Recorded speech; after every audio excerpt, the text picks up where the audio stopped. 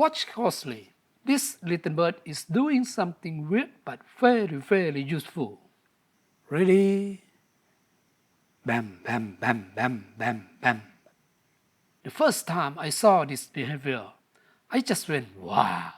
Who taught them? Did God design them this way? It might look messy, but what you are seeing is pure creativity from nature itself. This is the Scarlet-backed Flowerpecker. The male wears a bright red stripe down his back, while the female shows just a soft red glow near her hips. This species belongs to the mistletoe bird family, named after their favorite food, mistletoe berries.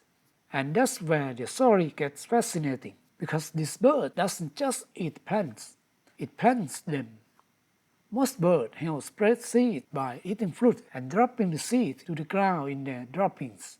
But our little red friend does it differently.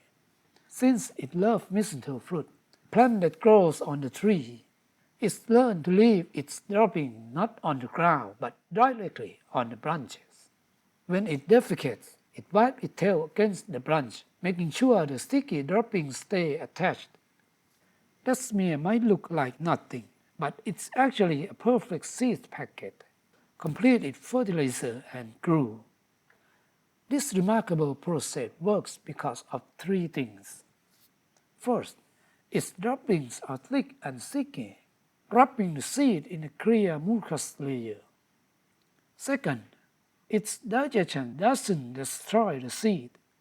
And third, it has this curious habit of wiping 2 or 3 times after defecating, spreading the seed along the branch.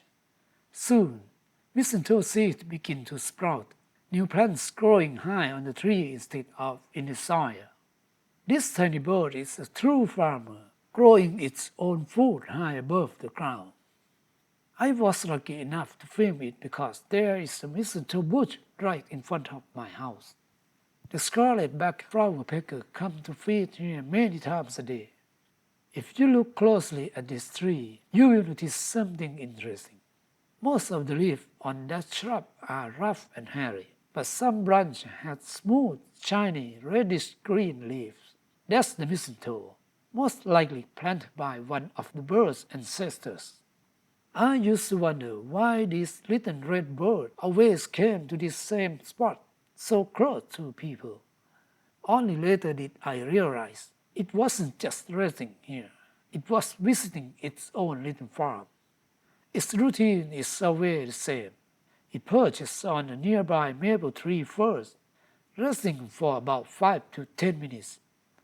Then it stretches, cleans a little, and gets ready for planting. It chips along the branch and releases its droppings. Then it wiggles its tail, wiping to make sure the droppings stick firmly to the branch. Sometimes it misses, but most of the time it succeeds perfectly. If you look closely at those branches, you will find plenty of tiny mistletoe seeds left behind. Given the right humidity and temperature, they will sprout and grow, becoming a food for the next generations. Besides the mistletoe berry, the Scarlet-backed Flowerpecker also eats fruits, nectar, and small insects. From what I have observed, this mistletoe bush must be rich food source. Even sunbirds, which mainly drink nectar, often come to feed here too. That sometimes leads to a little territory dispute. They are similar in size, so fights are not uncommon. A family of sunbirds once nest here too. They are quite protective of this area, and whenever they meet a flowerpecker, no one backs down. I actually made a video called Living with a Family of Sunbirds before. If you haven't seen it, I will link it below.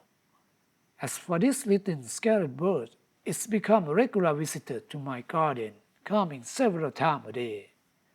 Most mornings, I sit on my terrace with a cup of coffee and my camera, watching it go about its curious routine. It's a rare kind of joy. This bird isn't hard to find. It lives close to us, but it's so small that if it lands high in the trees, it's barely visible.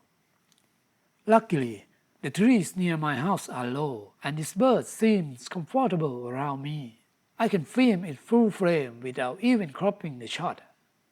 And I hope that someday, when it decides to build a nest, it chooses a tree nearby. If that happens, you will be the first to know right here on Deep Whisper. Around my home, there are more than 20 species of birds. I will keep filming and sharing their story with you. If you enjoy this kind of content, please like and subscribe. And let's see which bird comes next.